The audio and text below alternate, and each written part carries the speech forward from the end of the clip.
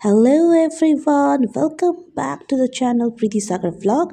आज के वीडियो में हम क्लास 10 की famous poem a tiger in a zoo by Leslie Norris का full explanation Hindi English mix language में समझेंगे। तो ये पोएम फ्रीडम वर्सेस कैप्टिविटी को हाईलाइट करती है और एनिमल्स के पेन और सफरिंग को डीपली दिखाती है। So let's begin. In stanza 1, the tiger is walking slowly inside his iron cage. His bright stripes shine, but he looks angry and helpless. The cage has taken away his freedom. तो इस stanza में poet tiger को iron cage के अंदर दिखाते हैं। Tiger slowly back and fourth walk करते हैं। उसके विविड स्ट्राइप्स ब्राइट दिखती है, लेकिन उसकी मूवमेंट जो है वो लिमिटेड है। तो सिंपल वर्ड्स में कहूँ तो टाइगर घूमता रहता है लेकिन कहीं नहीं जा सकता है। He is angry but helpless. Iron bars ने उसकी फ्रीडम को ब्लॉक कर दिया है। और इस स्टेंजा का मैसेज ये है, पावरफुल एनिमल्स भी केज में वीक फील करते हैं। Let's move to the another stanza. In stanza 2, the tiger dreams of the jungle. He imagines hiding in a tall grass near a waterhole and hunting deer. This shows his natural instinct. अब इस second stanza में tiger अपनी dream world में चला जाता है। वो imagine करता है ग्रीन जंगल, पोंड के पास पानी पीते हुए deer, tall grass, open sky. यहाँ टाइगर फील करता है कि वो फ्री एंड कॉन्फिडेंट है। टाइगर सोचता है यही जंगल मेरा रियल होम है। सो पोएट यहाँ क्लियरली नेचुरल हैबिटेट और जू के बीच के कंट्रास्ट दिखाना चाहते हैं, जो कि टाइगर जो है वाइल्ड का है और केज का नहीं है। Now let's come to the stanza 3, where the poet contrasts the zoo with the jungle. In the jungle, the tiger would move freely and scare villagers.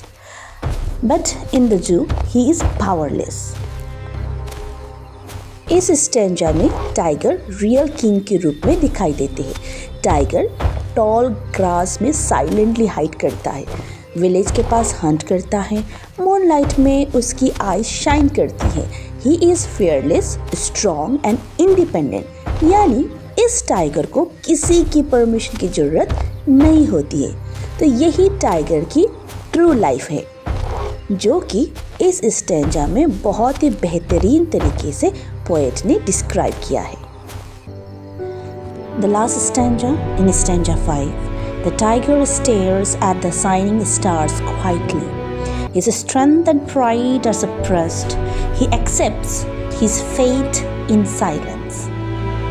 अब इस लास्ट स्टैंजा में अब टाइगर वापस जू में आ जाता है। अब वो क्वाइट लेटा हुआ है, नाइट साउंड सुन रहा है, आयरन बार्स के बीच से स्टार देख रहा है। अब वो एंग्री नहीं है, वो साइलेंट और सैड है। टाइगर की आवाज़ नहीं निकल रही है, उसका पेन चुपचाप वहीं पे रह जाता है केज के पीछे।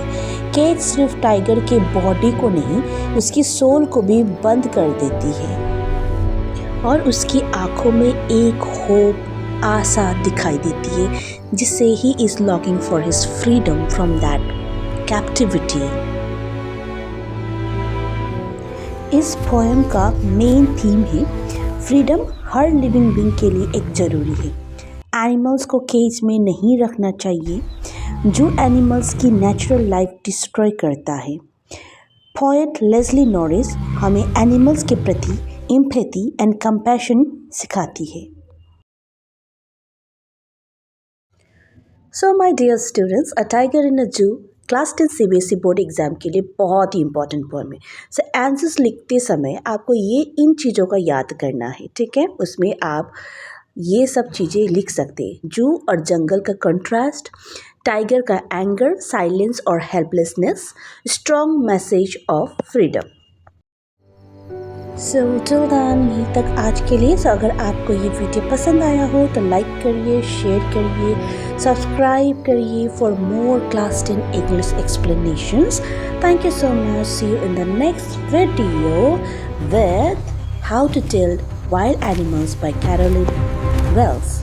Till then, bye bye.